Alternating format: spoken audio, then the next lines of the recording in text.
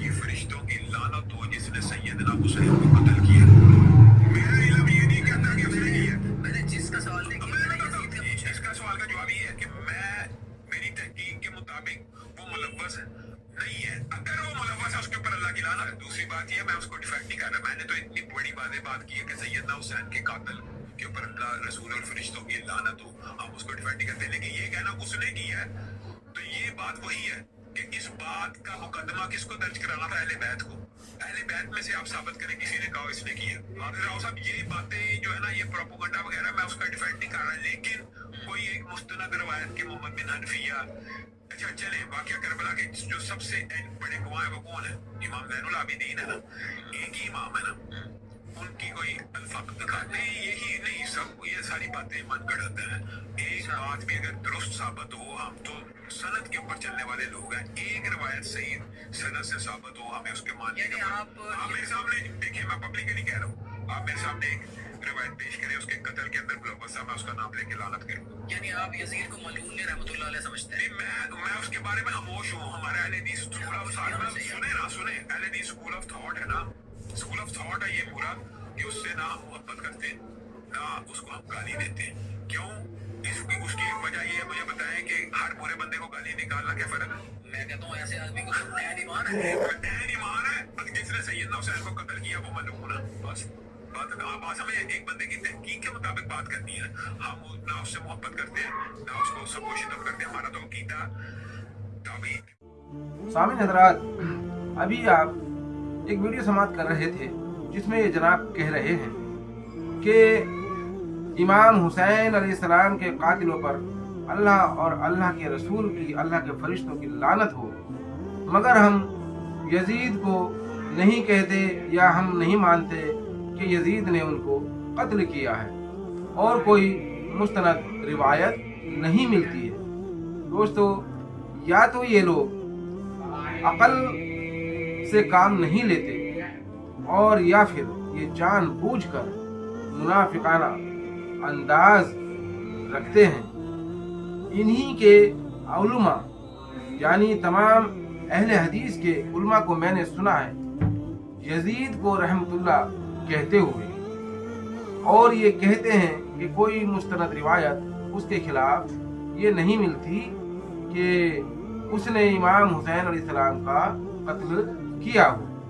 दोस्तों, क्या इन्होंने खुतबाए ज़ैनब नहीं सुना जो दरबार यजीद में हजरत ज़ैनब सलामुल्लाहि अलैहा ने खुतबा दिया, और उस वक्त का मंजर इसने नहीं देखा जब उसने इमाम हुसैन अलैहिस्सलाम के दंदान मुबारक पर छड़ी लगाई, और अपने बहुत ही तकब्बुराना अंदाज में उसने कहा, काश मेरे आज पुरखे जिंदा होते, काश मेरे पुरखे आज जिंदा होते तो मुझे शाबाशी देते और कहते, वाह यजीद वाह, तूने बहुत बड़ा काम किया है। तो जब ये अल्फाज उसने अपनी जबान से कहे तो क्या इससे नहीं झलकता है कि यजीद ने ही इमाम हुसैन अलैहिस्सलाम को कत्ल करने का हुक्म दिया था।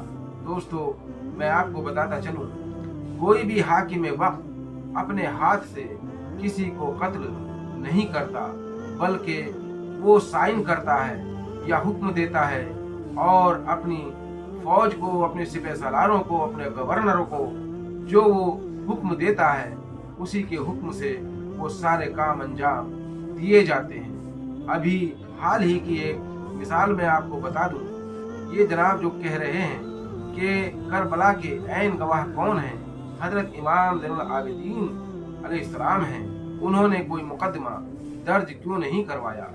दोस्तों, अभी थोड़े दिन पहले मध्य प्रदेश में नामूस रिसालत पर यानी हुजूर पाक सल्लल्लाहु अलैहि वसल्लम की शान में किसी ने बेअदबी की थी, और जब वहां मुसलमानों ने उस पर एतराज किया और वहां थाने में रिपोर्ट लिखाने के लिए गए, तो जानते हो क्या हुआ? ये तो आप सबके सामने है। यानी जो लोग वहां रिपोर्ट दर्ज करवाने गए थे उनकी रिपोर्ट तो नहीं लिखी गई, मगर वहां ऐसा फसाद हुआ कि उन पर ये इल्जाम लगा कि उन्होंने, इन मुसलमानों ने पुलिस पर पथराव कर दिया है।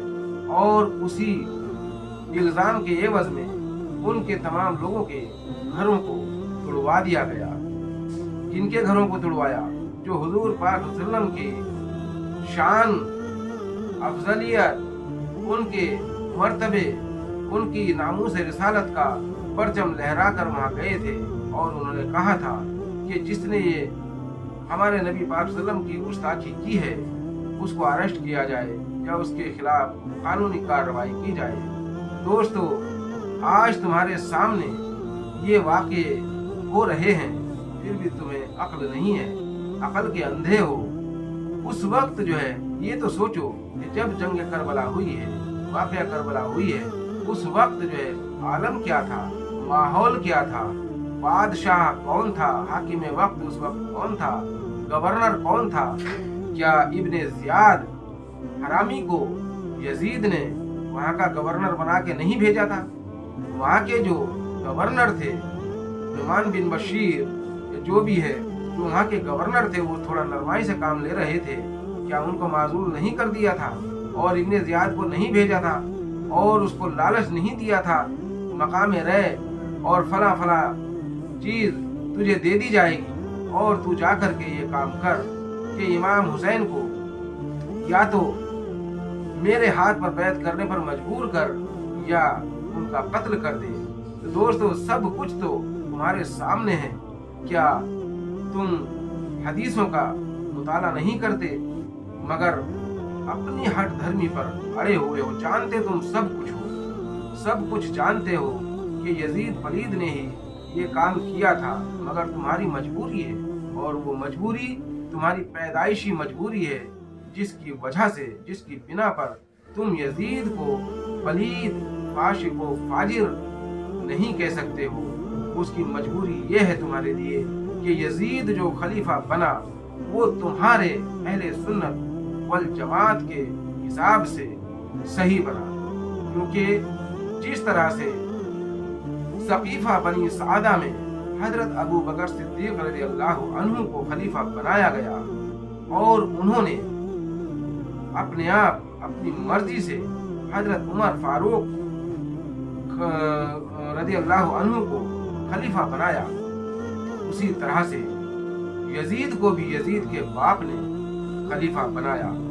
और लोगों ने, जो मोमिनीन यानी सहाबी, अच्छे दर्जे के जो सहाबी थे, उन्होंने जब ये एतराज़ किया कि यजीद को खलीफा क्यों बनाया, मुआविया बिन सुफियान का यही तो जवाब था कि मैंने कोई काम सरा के खिलाफ नहीं किया।